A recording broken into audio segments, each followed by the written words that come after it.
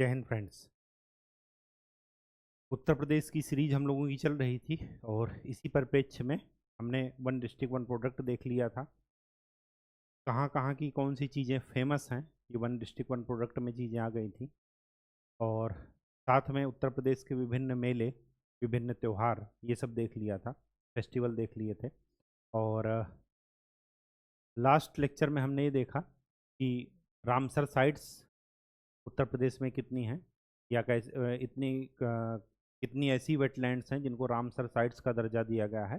Total संख्या आप ध्यान रखिएगा 10 हैं और उनकी लोकेशन ध्यान में रखिएगा। आज का जो हमारा टॉपिक है वो ये है कि उत्तर प्रदेश में कितने नेशनल पार्क हैं, राष्ट्रीय उद्यान हैं और कितने टाइगर रिजर्व हैं। ये आपको पता है कि टाइगर रिजर्व, किस क्षेत्र को टाइगर रिजर्व घोषित किया जाएगा, ये प्योरली किसका विषय है? राज्य सरकार। किसकी अप्रूवल ली जाती है, मतलब कौन रिकमेंड करता है, फाइनल अप्रूवल कौन देता है? NTCA, national tiger conservation authority. Project tiger जो कि 1975 से शुरू हुआ था। तो ये चीज़ें ज़रा कुछ कुछ चीज़ें आपको ध्यान में रखनी है और इंटरलिंक करनी है। ऐसा नहीं कि एक सब्जेक्ट पढ़िए तो खाली एक ही पर ध्यान दीजिए, कुछ ना कुछ उसको बाकी सब्जेक्ट से रिलेट करके चलना है। इन्वायरमेंटल इशू है, जोग्राफिकल इशू है, तो ये सब चीज़ें आपको ध्यान में रखनी है। तो आज का हमारा जो टॉपिक है वो है उत्तर प्रदेश के राष्ट्रीय उद्यान, नेशनल पार्क और टाइगर रिजर्व, बाघ अभयारण्य, टाइगर रिजर्व। इंटरेस्टिंग बात यह है कि राष्ट्रीय उद्यान उत्तर प्रदेश में केवल और केवल एक है, वो है दुधवा नेशनल पार्क। कब बना था ये? 1975 के आसपास ये बना था। उत्तर प्रदेश और नेपाल बॉर्डर पर, लखीमपुर खीरी पीलीभीत वाला रीजन ये जो है, यहीं पर है दुधवा नेशनल पार्क। तो केवल और केवल एक ही है। ठीक है। टाइगर रिजर्व की बात की जाए तो टाइगर रिजर्व टोटल 5 हैं। कितने हैं? 5। पहला पहला तो यही है, दुधवा टाइगर रिजर्व।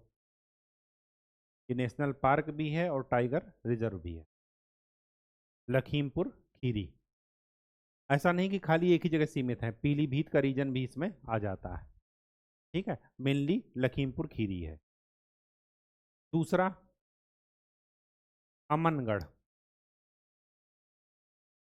अमनगढ़ कौन सा रीजन है? अमनगढ़ ये बिजनौर वाला रीजन है, ये यहाँ पर है अमनगढ़।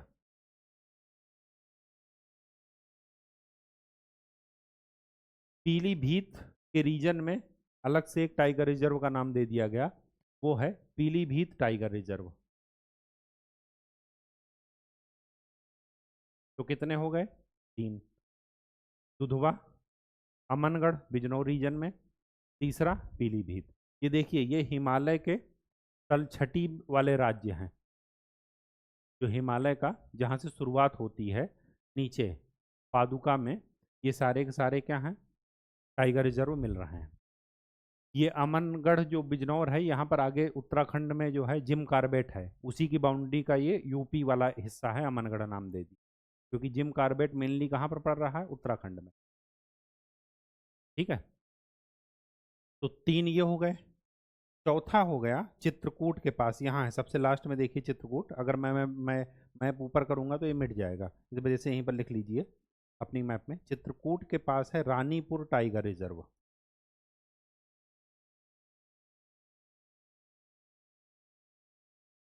ठीक,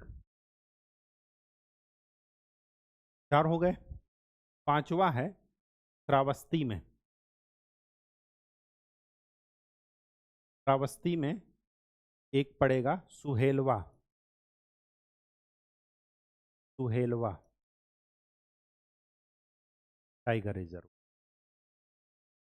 सुहेलवा के पास ही बहराइच में एक, ये भी याद रखिएगा, कतरनिया घाट,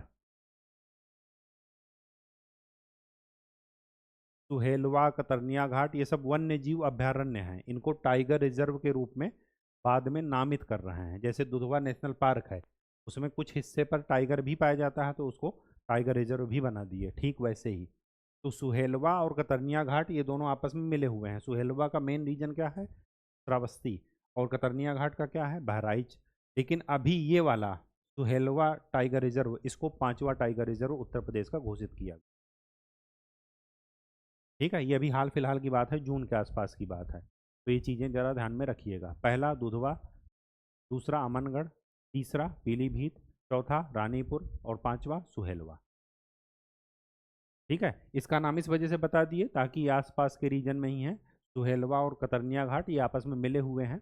बस सुहेलवा का मेन पोर्शन है श्रावस्ती में और कतरनिया घाट का है बहराइच में। अगर आपसे पांचवा पूछा जाए तो आप सुहेलवा का नाम बताएंगे, कतरनिया घाट का नाम नहीं बताएंगे। कतरनिया घाट हम लोग वन्य जीव अभयारण्य में पढ़ेंगे। टाइगर के मामले में, जनसंख्या के मामले में पूरे भारत में चौथे स्थान पर उत्तर प्रदेश का स्थान है, चौथे नंबर पर। ठीक है, तो ये बहुत ही छोटा टॉपिक था, काम का था। अगर 1 मार्क्स में आ गया तो बहुत ही स्कोरिंग टॉपिक है। एक एक नंबर के लिए जब रेस हो रही है तो उसमें कोई दिक्कत वाली बात नहीं है। ठीक है, तो आज के लिए इतना ही। नेक्स्ट लेक्चर में हम लोग नए टॉपिक की बात करेंगे। तब तक के लिए धन्यवाद।